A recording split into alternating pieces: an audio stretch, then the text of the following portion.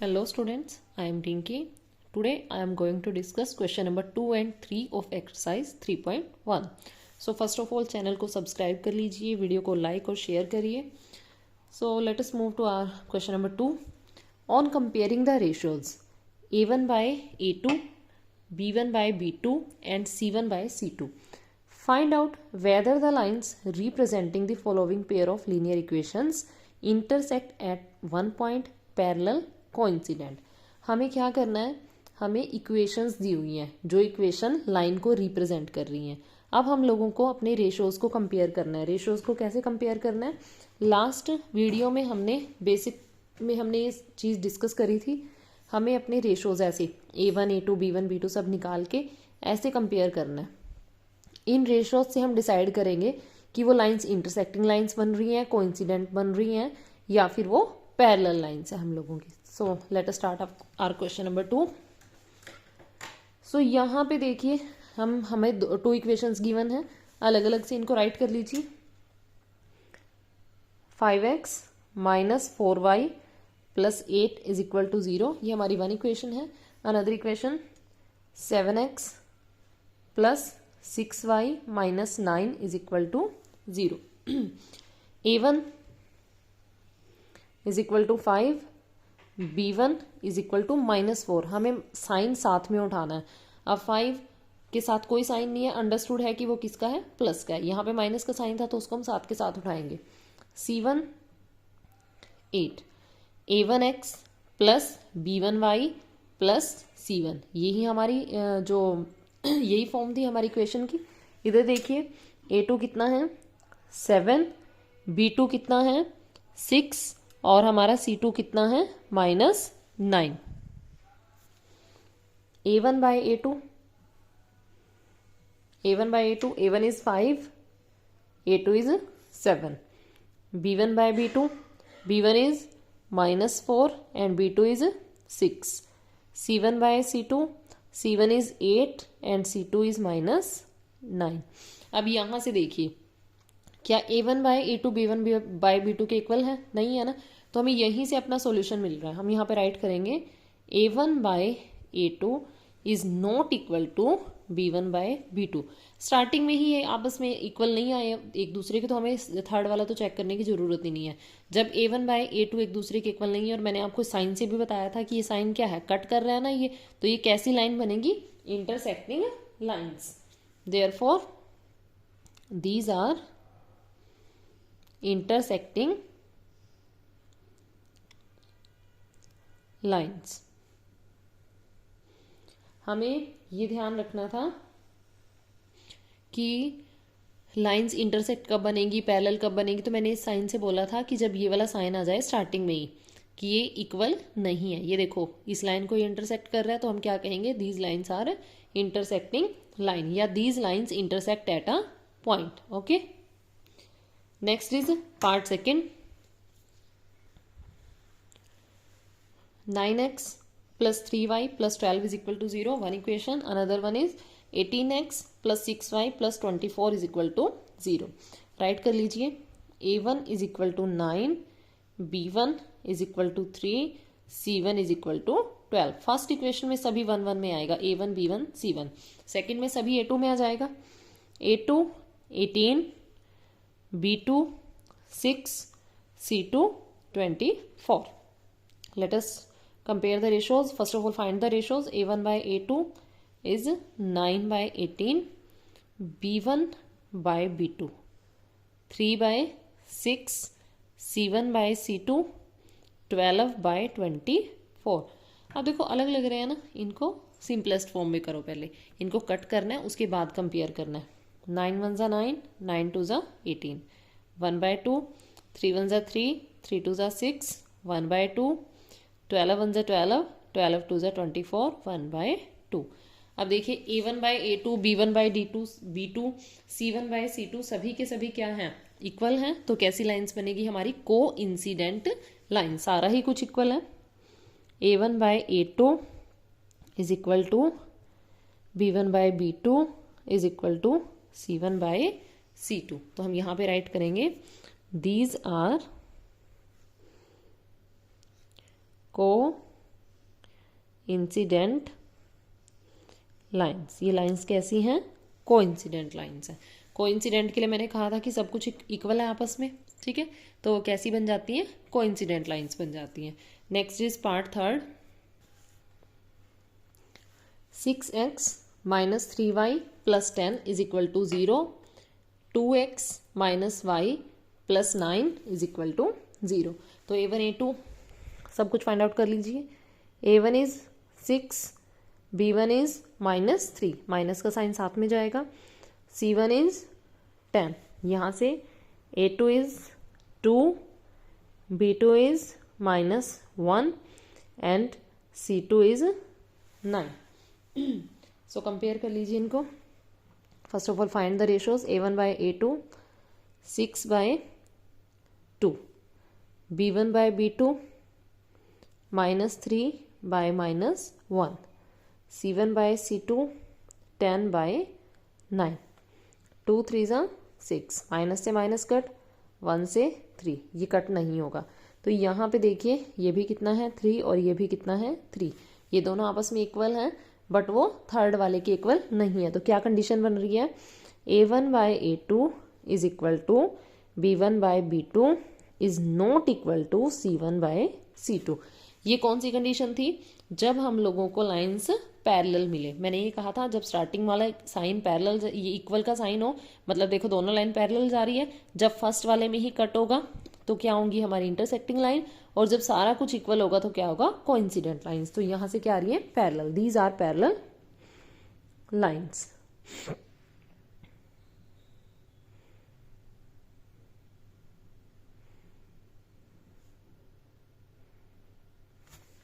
सो ये था question number 2। Next is question number 3।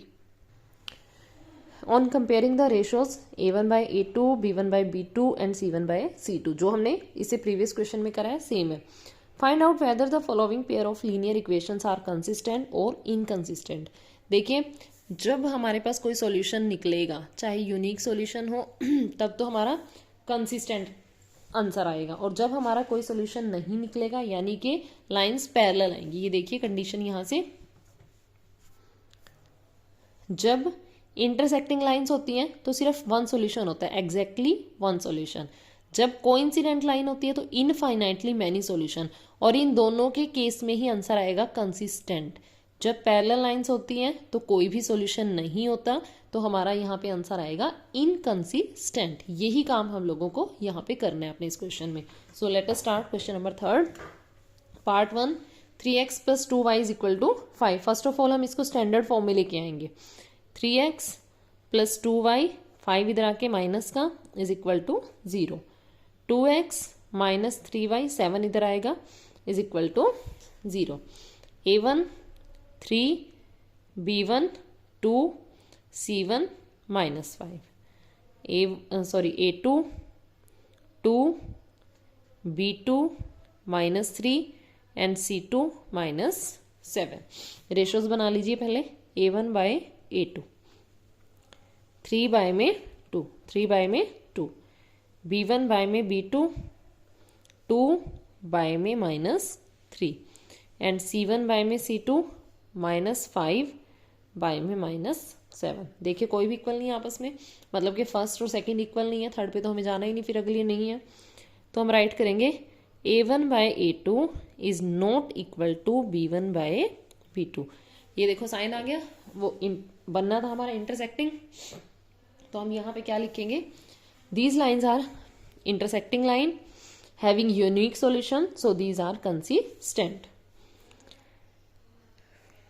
These are intersecting lines। यहां से आपका सारा ही क्लियर हो जाएगा। इंटरसेक्टिंग लाइन्स हैं, so having one solution, unique solution लिख दो। यूनिक सॉल्यूशन है इनका, अगर किसी का भी सॉल्यूशन होता है तो वो कंसिस्टेंट बनती है। So these are consistent. Clear? So let us move to the part number 2. 2x minus 3y is equal to 8। First of all इसको स्टैंडर्ड फॉर्म में राइट कर लीजिए। 2x minus 3y minus 8 is equal to 0. 4x minus 6y minus 9 is equal to 0. So a1 2, b1 minus 3, c1 minus 8. a2 4, b2 minus 6, c2 minus 9. अब ratios find out कर लेते हैं. a1 bye में a2, 2/4, b1 by b2, -3 bye -6, c1 by c2, -8 bye में -9. पहले इनको cut कर लीजिए. 2 1 ज़ा 2, 2 2 ज़ा 4, हमें 1/2 मिल रहा है यहाँ से. माइनस से माइनस कट, 3 1 ज़ा 3, 3 2 ज़ा 6, 1/2 है. यहाँ पे सिर्फ माइनस कट होगा, ये इक्वल नहीं है. तो यहाँ से हम लोग देख रहे हैं कि a1 by a2 is equal to b1 by b2 है और वो c1 बाय c2 के इक्वल नहीं है. तो ये देखो यहाँ से हमें क्या पता लग रहा है, लाइंस कैसी हैं, parallel. Therefore parallel lines, short form में लिख देते हैं parallel lines, no solution, solution नहीं बनेगा. So inconsistent, inconsistent. Clear. Next is part third. 3 by में 2x प्लस 5 बाय में 3y is equal to 7, 9x minus 10y is equal to 14. इसको standard form में राइट कर लीजिए. First of all 3 by 2x plus 5 by 3y minus 7 is equal to 0. 7 की side change करेंगे तो sign भी change होगा. 9x माइनस 10y इधर आके 14 माइनस का is equal to 0. Here we have to find out a1, a2, b1, b2, c1, c2. a1 is 3 by 2, b1 is 5 by 3, c1 is minus 7, and a2 is 9, b2 is minus 10, c2 is minus 14. So now we have to find out a1 by a2. a1 by a2. 3 by 2. Bye में कौन आएगा, 9 आएगा, तो वो यहाँ पे आ जाएगा 9. 3 1 ज़ा 3, 3 3 ज़ा 9. हम लोगों को कितना मिल रहा है, 1 बाय 2 3 ज़ा 6. b1 by b2. 5 बाय में 3, बाय में माइनस 10 आएगा तो वो यहीं एडजस्ट हो जाएगा साथ में. तो 5 1 ज़ा 5, 5 2 ज़ा 10. 1 बाय में 3 2 ज़ा 6, माइनस का 6 आया लेकिन यहाँ पे. उसके बाद c1 बाय c2. वैसे तो हमें थर्ड देखने की ज़रूरत भी नहीं है क्योंकि ये दोनों इक्वल नहीं है, तो आगे बढ़ने की ज़रूरत नहीं है, लेकिन फिर भी फाइंड आउट कर लेते हैं. माइनस से माइनस कट, 7 1 ज़ा 7, 7 2 ज़ा 14. यहाँ पे हमें मिला 1/2. तो देखिए फर्स्ट और सेकंड इक्वल नहीं है तो थर्ड चेक करने की कोई फ़र्क ही नहीं पड़ता. a1 by a2 is not equal to b1 by b2.